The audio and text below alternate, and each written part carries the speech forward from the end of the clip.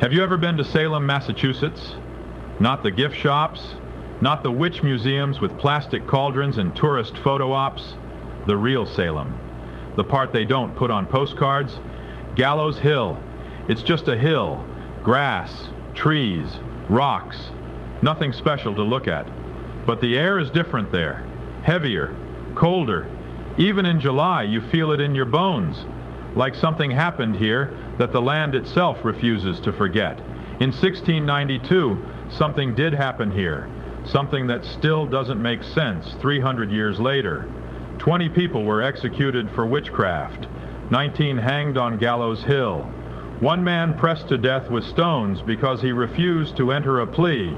His name was Giles Corey. They laid him in a field, put a wooden board over his body, and stacked rocks on top of him, one by one, for 2 days. Every time they asked him to plead guilty or innocent, he said only 2 words: more weight. He died with those words on his lips. His ghost is still seen in the cemetery where they buried him, or didn't bury him. No one knows where his body is. The hangings started in June. Bridget Bishop was first. She owned a tavern. She wore red. She spoke her mind. That was enough to get you killed in Salem in 1692. After her came Sarah Good, Rebecca Nurse, John Proctor, Elizabeth Howe, Susanna Martin, on and on, men and women, young and old. A 4-year-old child was accused. Her name was Dorcas Good. She spent 9 months in chains in a cell so small she couldn't stand up. She went insane. She never recovered. What happened in Salem wasn't witches. It was fear. A group of young girls in the village started having fits, screaming, barking like dogs, twisting their bodies into impossible shapes. The doctors couldn't explain it, so they called it witchcraft. Once that word was spoken, there was no taking it back. The girls pointed fingers. The accusations spread. Neighbor turned against neighbor. Family against family. If someone wanted your land, they accused you. If someone owed you money, they accused you. If someone just didn't like the way you looked at church, they accused you.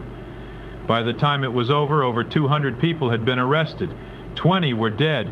And the girls who started it all just went back to their lives like nothing happened. But nothing was the same.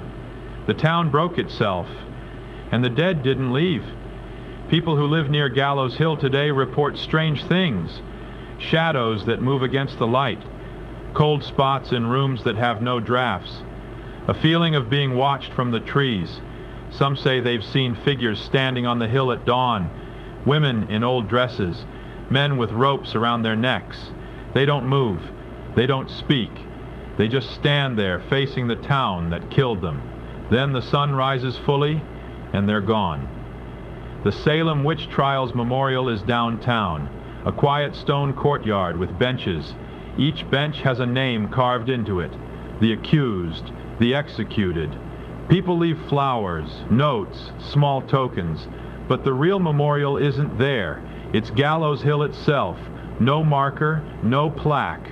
For centuries, nobody even knew exactly where the hangings happened. The town didn't want to remember, but you can't bury something like that. It rises. In 2016, researchers finally confirmed the location of the executions. They found the exact spot on Gallows Hill where the trees thin out and the ground is flat. You can stand there now. You can put your feet where the gallows stood. And if you're quiet, if you listen, some say you can still hear something.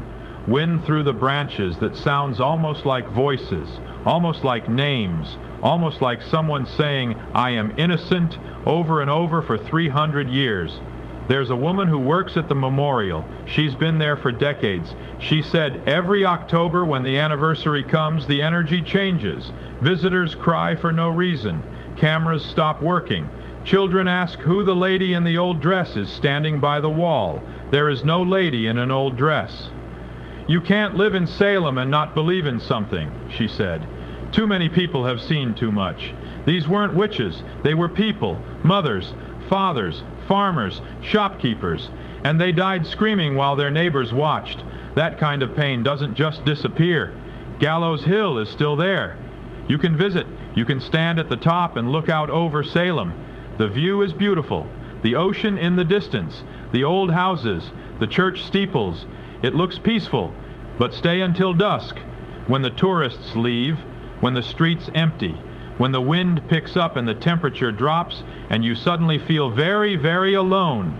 That's when you'll understand. 20 innocent people died on that hill.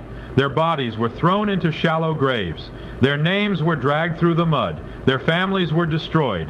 And no one ever apologized. No one ever made it right. Some say they're still waiting.